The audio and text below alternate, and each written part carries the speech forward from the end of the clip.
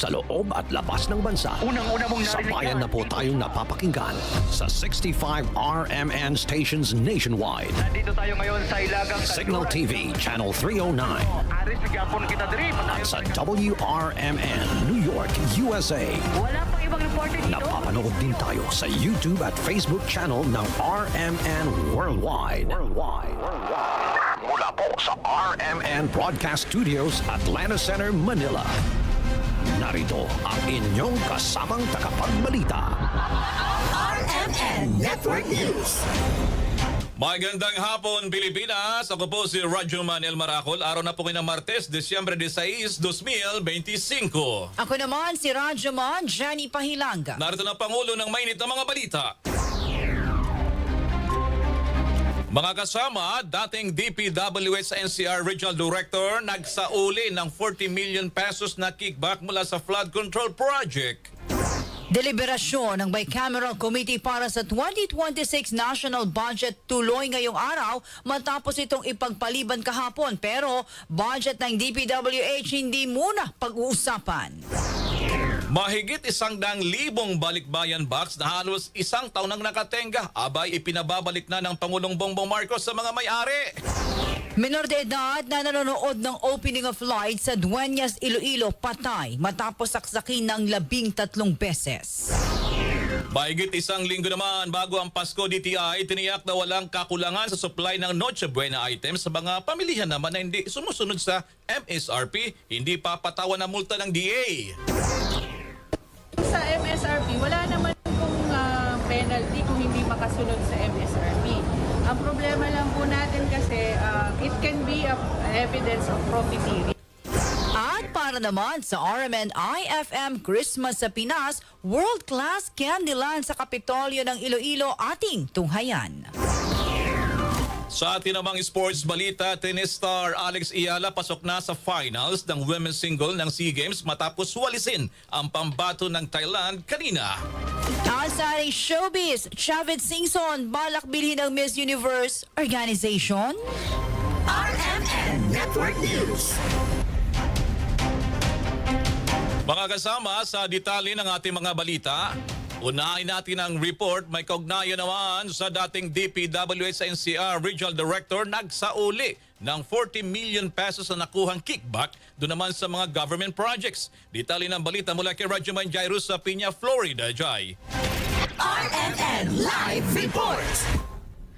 Isa pang dating opisyal ng Department of Public Works and Highways ang nagsauli ng milyon-milyong pisong cash sa Department of Justice na umunoy nakuha bilang kickback sa mga proyekto ng pamahalaan.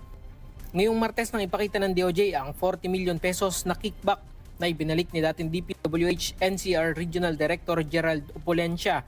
Ginawa mo na ito bilang bahagi ng restitution process sa ilalim ng Witness Protection Program. Sabi ni Justice Secretary Eric Vida, una pa lamang ito mula sa kabuuang 150 milyong piso na nakatakdang isauli ng dating opisyal. Sa ngayon, itinuturing ng provisionally admitted sa WPPC Opulencia na isa sa respondent sa mga reklamo ng Justice Department sa mga manumalyang proyekto kontra baha sa Bulacan.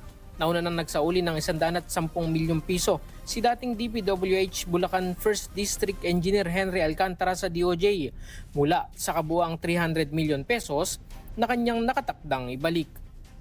Kasama mo sa DCXL RMN Manila, Radyo Manjairos Peña, Florida, Tatak RMN.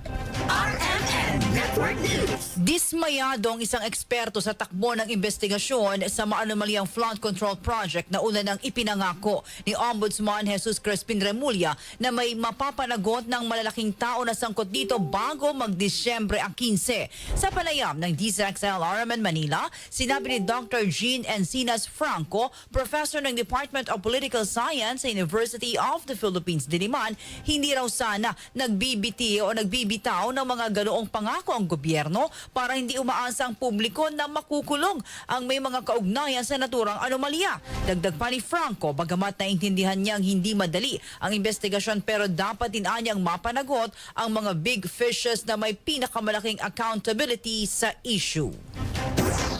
sana hindi sila nagbibitaw ng mga ganitong salita. No? Kasi may mga umaasa. Bagamat alam natin no, na siguro talagang ginagawa nilang lahat para pulido yung kaso. Pero patuloy na hanggang ganun lang no, ang mga makukulong. Dahil alam naman natin no, hindi ito ang talagang mas malaki yung accountability ng mga, especially ng mga politiko, yung mga matataas na tao. Si Dr. Jean Encinas Franco, professor ng Department of Political Science sa UP Diliman sa panayam ng DZXL RMN Manila. RMN Network News. Sa kabilang dako naman mga kasama, muling itinuloy ang Bicameral Conference Committee para naman sa 2026 national budget matapos ipagpaliban kahapon dilan sa pagiging no-show ng Senate panel.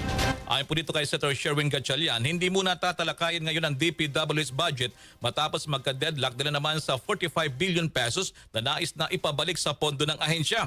Ibang ahensya muna niyang kanilang tatalakayin sa ngayon. Kumpiyansa rin si Gatchalian na may sapat pa namang oras at kakayanin pang ratipikahan ang 2026 budget bago matapos ang taon. Samantala, sa panayam naman ng DZXL RMN Manila, kumpiyansa rin si Negros Occidental 3rd District Representative Javier Miguel Benitez na may oras pa para sa 2026 budget. Siniguro nito na hindi na muli mangyayari ang katulad kahapon dilan sa limitado ng oras at mahirap kung babagsak lamang ulit sa reenacted budget ang susundin sa susunod na taon. Medyo na-disappoint kami pero baka naman may hindi pagkakaintindi among the senators, no. So hopefully ma-resolve ito. Sa amin po willing naman kami mag-usap kung ano man 'yan para sa bayan. So sa amin po united po kami, gusto namin ipatupad ang constitutional duty at wag na i-delay yung budget. So hopefully alam po natin ang hindi mag-work. So try po natin kung ano yung pwedeng mag-work. So sa totoo lang po hindi ko po alam kung magiging smooth or magiging tensionado ang ating diskusyon mamaya. Basta ako po, hopeful po ako dahil hindi na po natin pwede madali ito, ang ratification. Mga kasama, yan si Negros Occidental 3rd District Representative Javier Miguel Benitez sa panayam ng DZXL RMN Manila. RMN Network News. Senado at Kamara deadlock pa rin pagdating sa DPWH budget. Pagbabalik ng tinapyas na 45 billion pesos sa DPWH pag-aaralan pa ng Senado. Detalye ng balitang yan mula kay Rajuman Condebata. RMN Live Report. Senator Gatchalian na deadlock pa rin ng Senado at Kamara pagdating sa pondo ng DPWH dahil sa mga isyu ng ipinababalik na 45 billion pesos sa infrastructure project at ang 8 billion pesos na bagong listahan ng farm-to-market roads. Ayon kay Gatchalian na chairman ng Senate panel sa BICAM, titingnan at pag-aaralan muna nila kung may tsansang maibalik ang tinapyas na 45 billion pesos sa DPWH budget. Sa ngayon ay wala pa silang desisyon sa isinumiteng revised adjustment factors ng DPWH para sa mga bagong infrastructure project. Masasabi naman ng senador na ang adjustment factor at presyo ng Construction Materials Price Data o CMPD na ibinigay ng DPWH ngayon ay malapit na sa katotohanan pero kailangan muna niya itong aralin at may apply sa mismong mga proyekto. Tignan ko muna yung data. Tignan ko muna kung anong lalabas yun sa binigay ng DPWH. Kasi ang ginawa ng DPWH ngayon, kung sinabit nila sa amin, walang hauling at walang logistics. In short. So ngayon, pinasok na nila hauling. Pinasok na nila logistics. So itong presyo na, itong adjustment factor sa presyo nila, masasabi ko almost or near realistic. But I need to apply that to the project. So no decision yet on the 45 billion? Wala pa. So still deadlock for DPWH? Deadlock pa rin, sir. For now. Pero tayo niyo muna lumabas yung aking yung analysis na ginagawa. Sir, Samantala, pinag-aaralan na anya nila ni Senator Kiko Pangilinan ng bagong listahan ng farm-to-market roads na nakapaloob sa 8 billion pesos. Paliwanag ni Gatchalian ng Department of Agriculture ang humiling na kung pwedeng palitan ng ibang item ang nasa listahan pero hindi magbabago ang halaga. Kasama mo sa DZXL RMN Manila, Rajuman Condebata, Tatak, RMN. RMN RMN Network News. Dumako naman tayo dyan sa Kamara. Pondo naman para sa benepisyo ng rank and file government employees tinapyasan sa Senate version ng 2026 budget para idagdag sa discretionary pork barrel funds ng LGUs. Detalye ng balita mula kay Radyoman Grace Mariano. RMN Live Report. Isinuwalat nga ni House Deputy Minority Leader at ACT Teachers Party List Representative Antonio Tino na tinapyasan sa Senate version ng 2026 national budget ang alokasyon sa benepisyo ng rank and file ng mga empleyado ng gobyerno kasama ang mga guro at mga health workers. Sabi ni Tino, ang nabanggit na pondo ay inilaan ng Senado sa 17.9 billion pesos na dagdag sa discretionary pork barrel funds para sa mga lokal na pamahalaan. Ayon kay Tino, pinalaki ng Senado ang allocations to local government units, kaya halos na doble ang local government support fund mula 20.2 billion pesos patungong 38.1 billion pesos.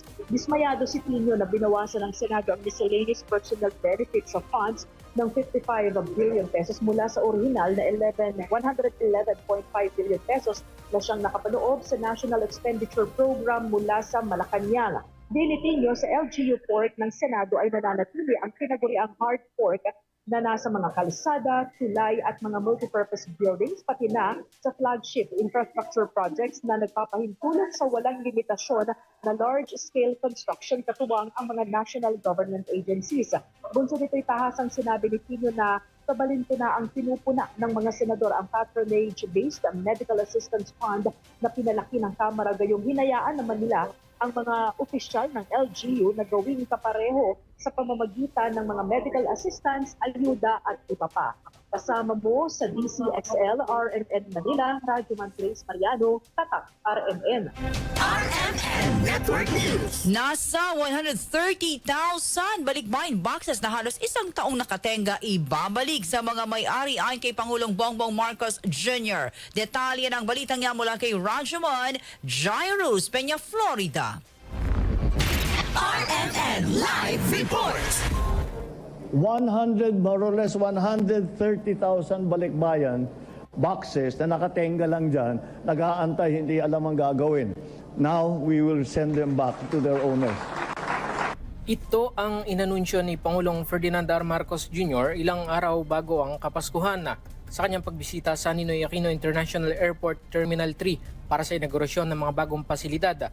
Sinabi ng Pangulong Marcos Jr. na target nilang makarating ang nasa 130,000 na balikbayan boxes bago ang Pasko. Pinoproseso na niya ng Bureau of Customs ang agarang pagre-release ng 130 container van na naglalaman ng mga balikbayan boxes na ipinadala ng mga overseas Filipino workers. Pero ito ay ang mga naiwang nakatiwangwang lamang sa loob ng halos isang taon na dahil sa pagkibigo ng mga shipping company na mabayaran ng mga kinakailangan pagdating dito sa Pilipinas. Ayon sa Pangulo, ginagawa ng pamahalaan ng lahat para mapadali ang distribusyon ng mga ito sa mga nagmamayari.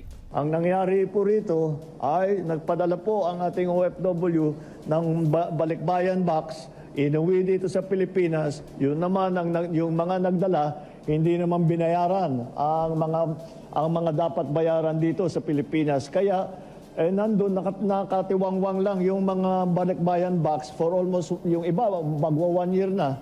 Nandun lang sa Bureau of Customs. Ngayon, sinimula na natin ang pagbibigay at ipagbabalik. Dahil hindi naman pagmamayari ng pamahalaan yan. Pagmamayari yan ng ating mga OFW. Kasama mo sa DCXL RMN Manila, Radyoman Jairus Peña, Florida, Tatak RMN. RMN Network News. Samantala naman, pinaplansang tigil pasada ng grupong tinaguriang Laban TNVS iniurong muna matapos makakuha ng go signal para sa isang dialogo sa LTFRB. Kasama mo sa balita, Radyoman Gerald Ulip. RMN Live Report. Hindi mo na magpapatupad ng tigil pasada ang grupong Laban TNVS matapos makakuha ng mensahe sa Land Transportation Franchising and Regulatory Board o LTFRB para sa isang dialogo. Ayon kay Jun De Leon, presidente ng Laban TNVS, inibitan mismo sila ni LTFRB Chair Vigor Mendoza II para sa isang konsultasyon kasama ang mga transport network company. Ito may kaugnayan pa rin sa pagpatawa ng LTFRB ng multa sa mga nagkakansela ng booking ng mga TNVS drivers at ang pagpapatupad ng bawas tingil sa surge prices.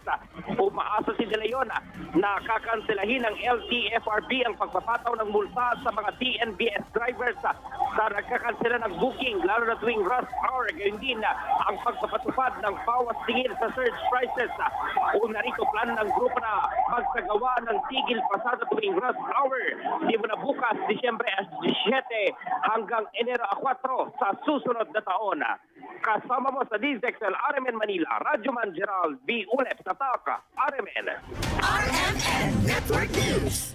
Kinumpirma ng Bureau of Immigration na naunang bumisita sa Pilipinas ang mag-amang suspect sa mass shooting sa Bondi Beach sa Sydney, Australia. Ayon kay Immigration spokesperson Dana Sandoval, dumating sa bansa sina Sajid Akram at Navid Akram mula Sydney noong November 1 at sa Davao ang kanilang naging destinasyon. Umalis naman ang dalawa ng bansa noong November 28 sa rutang Davao patungong Maynila bago muling bumalik sa Sydney. Hindi naman nagbigay pa ng detalye o ibang detalye ang immigration kung ano ang dahilan ng kanilang pagbisita sa bansa. Patuloy naman na iniimbestigahan ng mga otoridad ang posibleng kaugnayan ng mag-ama sa Islamic State terror ideology matapos makita ang isang bandila sa kanilang sasakyan at ilang improvised explosive devices. Sa pinakahuling datos mula sa Sydney authorities, hindi bababa sa 15 ang kumpirmadong nasawi at 27 ang nanatili sa ospital. Tiniyak naman ng Department of Foreign Affairs na walang Pinoy ang nadamay sa mass shooting. RMN Network News. Sa ibang balita mga kasama, inatasan po ni Acting Philippine National Police Chief Police Lieutenant General Jose Melencio Nartatis Jr. ang Special Investigation Team ng Quezon City Police District na tutukan ang pagkawala ng missing bride na si Shera Di Juan. Nangako si Nartatis na lulutasin nila ang misteryosong pagkawala ng bride-to-be. Nanawagan din ang PNP sa publiko na makipagtulungan kaagad sa mga otoridad sakaling may impormasyon sa kinaroroonan ngayon ng biktima. Samantala, sa panayam naman ng DZXL RMN Manila, idinitali ni Mark R.J. Reyes ang groom ni Shera na imposibleng tumakbo ang kanyang mapapangasawa. Binigyan din pa ni Reyes na hindi sila nagkaroon ng seryosong problema at desidido talaga silang magpakasal. If ganun lang po, mas prefer ko po yun. Kasi di ba po, mas prefer ko na yung okay siya na safe siya. Pero kasi po, kung sinasabi nilang runaway bride po, hindi wala po sa ugali po ni Shera po yun. Wala rin po siyang nakakausap na ibang person, lalaki, ganyan or whatsoever. Hindi niya hilig po yung hindi niya po hilig yung umaalis po ng walang paalam. Never niya pong ginawa yun. Kaya nga po, if napapansin niyo po sa kwento ko, parang 5 p.m. pa lang, medyo medyo na-alarm pa na kami kasi hindi nga po siya umaalis ng walang cellphone ng ganong katagal. Nakatakdasan ang ikasal noong linggo, Disyembre 14 sina Reyes at Di Juan, ngunit hindi natuloy matapos mawala nga ang kanyang bride-to-be. Nagalok naman si Reyes ng 20,000 piso bilang pabuya sa makakapagturo ng kinaroroonan ng kanyang nobya. RMN Network News. Minor de edad na nanonood ng opening of flight sa Dueñas patay matapos saksakin ng 13 beses. Detalye ng balitang niya mula kay Idol Reynold Arca ng IFM Iloilo. RMN Live Report. Patay ang isang grade 10 student matapos umanong saksakin ng 13 beses sa Barangay Kapuling, Dueñas, Iloilo. Kinilala ang biktima na si alias Dam, 15 anyos, residente ng Barangay Tahing Kalinog, Iloilo. Samantala ang suspect ay kinilalang si Tom Tom, 18 anyos, residente ng Barangay San Isidro, Dueñas, Iloilo. Batay sa investigasyon ng Dueñas Municipal Police Station, nanood ng opening of light sa bayan ng Dueñas ang biktima kasama ang kanyang mga kaibigan na pawang minor de edad. Nang pauwi na ang grupo, umano'y nagkaroon sila ng komprontasyon sa isa pang grupo dahil sa palitan ng salita na nauwi sa gulo. Ayon sa pulisya, tumakbo pa ang biktima upang makaiwas, subalit nahabol ito ng suspect at paulit-ulit na sinaksak sa iba't ibang bahagi ng katawan. Isinugod pa sa ospital ang biktima, ngunit idineklara itong dead on arrival. Naaresto ang suspect habang patuloy namang tinutugis ang dalawa pang kasama nito. Kasama mo sa DYIC IFM Iloilo, Idol Reynold Arca, Tatak, RMN.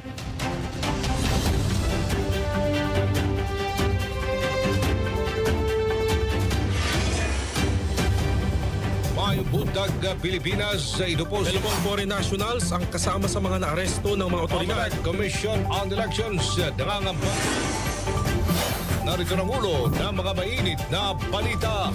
Ako po si Radyo Manel Maracol. Magbabalik ang RMN Network News.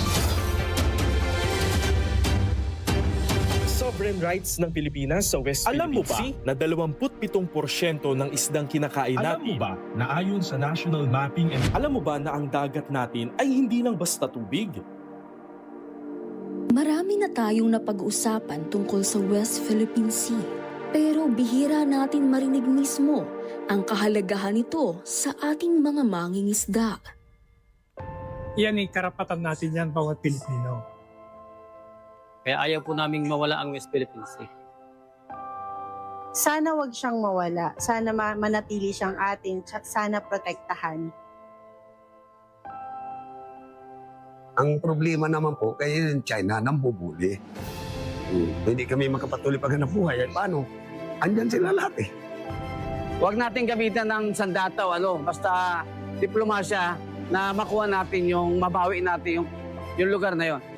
Kung mayroong exclusive economic zone ng West Philippine Sea, dapat exclusively for the Filipinos. Yan ay karapatan natin yan bawat Pilipino. Kahit saan mo man tignan yan, ay Pilipino pa rin ang nagmamayari ng West Philippine Sea. Dahil buhay talaga ang kapalit kapag nagkamali ka dahil sa punos na dumadating. Kaya napakahalaga sa amin yan, ang West Philippine Sea. Ako si Regino Renato M. Romero, natigabayan ng Subic, lalawigan ng Zambales. Ako si Arnold Coslao Jr., galing sa Region 1. Ako si Casiano Jr. Mapano, galing sa Barangay Sisiman, Marabeles, Bataan.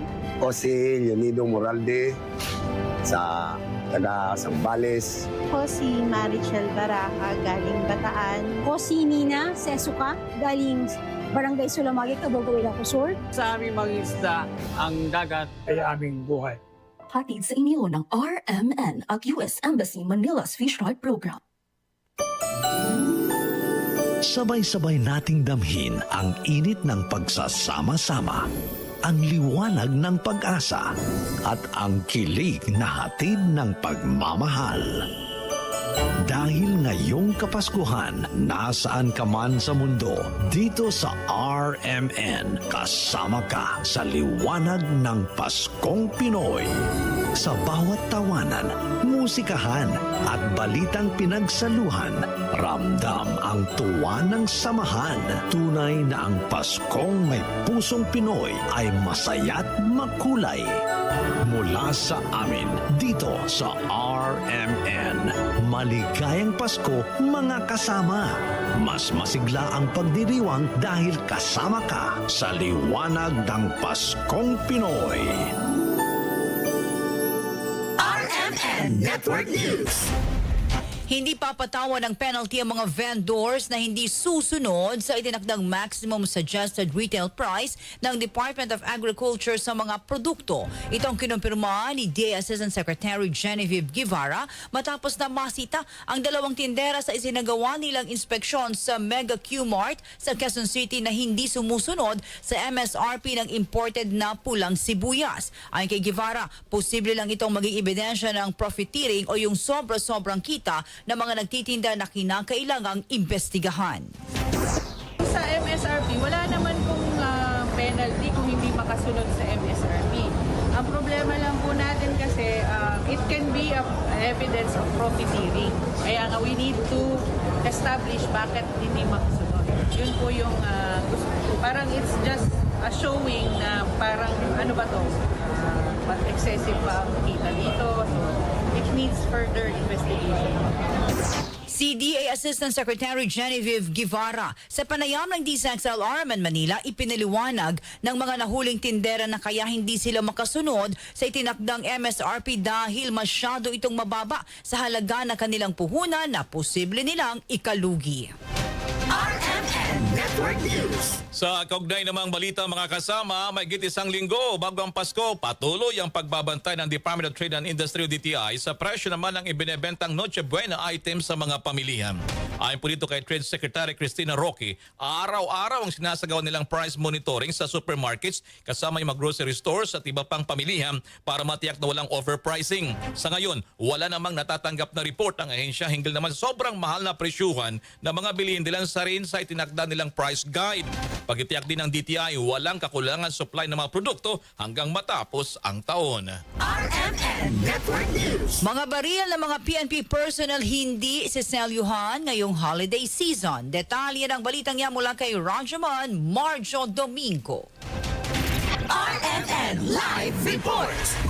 Hindi siselyuhan ng Philippine National Police ang mga baril ng kanilang mga personnel ngayong holiday season. Ayon kay PNP spokesperson at PAO Chief Police Brigadier General Randolph Tuanyo, naniniwala si Acting Chief Police Lieutenant General Jose Melencio Tratates Jr. na profesional ang hanay ng pulisya kaya hindi na kailangan pa itong gawin. Matatandaan na huling pinatupad ang nasabing paglalagay ng selyo sa mga baril ng kapulisan noong 2023. Layo nito na maiwasan ang indiscriminate firing lalo na tuwing pagsapit ng bagong taon. Samantala, nauna nang umiiral ang one-strike policy laban sa mga sibilyan at PNP personnel na responsable magpapaputok ng baril lalo na ngayong holiday season at pagsapit ng bagong taon.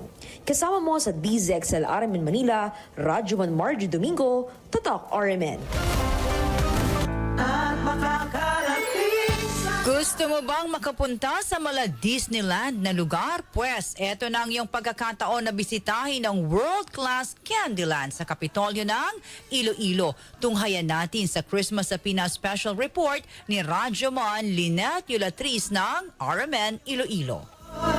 Naggustulang Disneyland ang Iloilo Provincial Capital kasabay ng pagbukas ng Candyland Christmas sa Kapitolyo. World-class ang dekorasyon at palamuti na ibinida ng Iloilo Provincial Government upang gawing kakaiba at enggrande ang Kapitolyo Provincial ngayong taon. Agaw pansin ang mga naglalakihan at makulay na sweet treat decorations at giant Christmas tree na puno ng candy elements na patok sa mga bata. Ikinamangha naman ng lahat ang magkarbong fireworks display na nagbigay ng Disneyland feels sa mga pumunta sa lugar.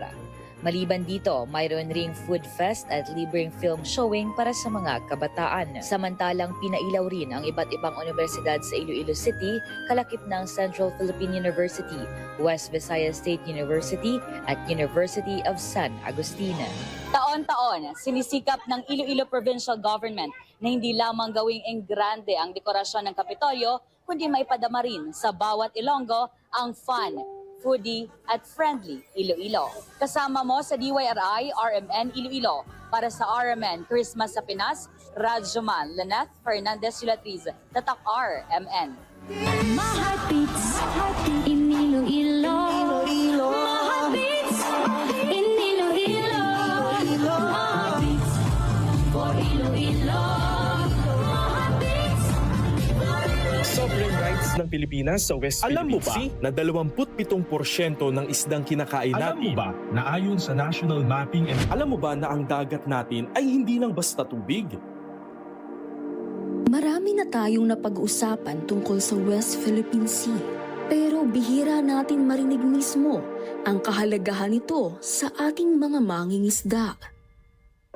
Yan ay karapatan natin yan, bawat Pilipino. Kaya ayaw po naming mawala ang West Philippine Sea. Sana wag siyang mawala. Sana manatili siyang atin. Sana protektahan.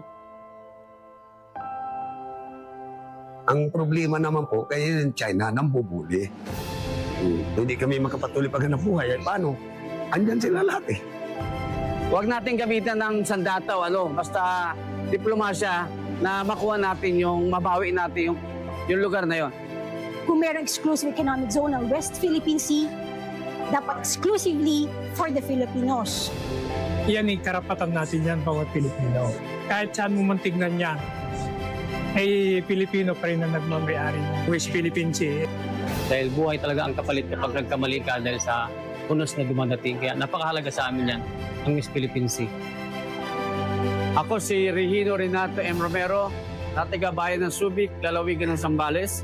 Ako si Arnold Poslao Jr., galing sa Region 1. Ako si Casiano Jr. Mapano, galing sa Barangay Sisiman, Marabeles, Bataan.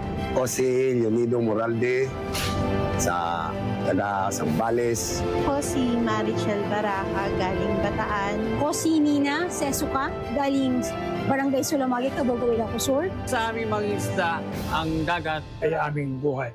Hatid sa inyo ng RMN at US Embassy Manila's Fish Ride Program. Balitang Sports. Mga kasama, sa ginaganap na SEA Games, lalaban na ang Filipina tennis star na si Alex Ayala para naman sa gold medal sa nagiginaganap na Southeast Asian Games doon naman sa Thailand. Ito'y matapos tinalo ni Ayala ang kanyang kalaban na Thai na si Tasapor Naklo 6-1-6-4 sa kanyang semifinal showdown kanina. Naginanap naman sa National Tennis Development Center sa Nonthaburi upang masungkit ang kanyang pwesto sa championship match. Inasang makaharap niya si Nananchaya Sawangkio ng Thailand na may ranking naman 137 sa mundo para naman sa gold medal. Ang gold medal match sa women's single ay nakatagda sa Huwebes na po yan kung saan target ni Ayala ang kaunanahang ginto ng bansa sa event mula nung nagawa ito ni Marie Chris Fernandez Jens noong taong 1999.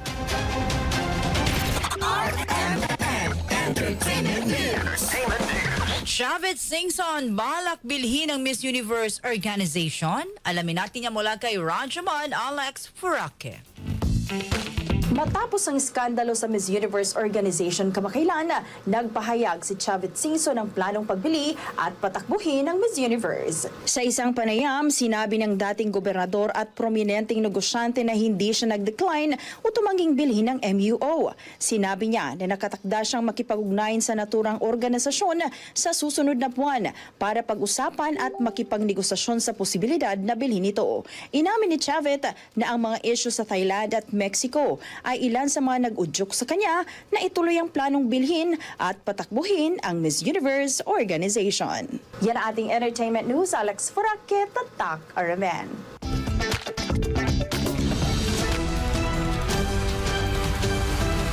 RMN Network News. Mga kasama, sumainyo po ng unang mga balita. Ito pa rin si Radyo Manel Maracol. At Rajaman Jenny Pahilang. Mula po sa RMN Broadcast Studio sa Atlanta Central, Manila, sa mga taga Bicol, Marhay na Banggi, Diyos, Mabalos.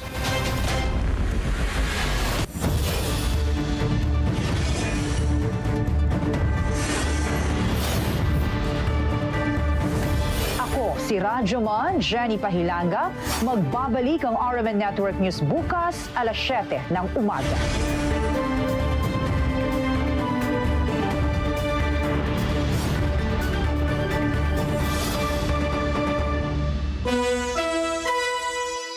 Ang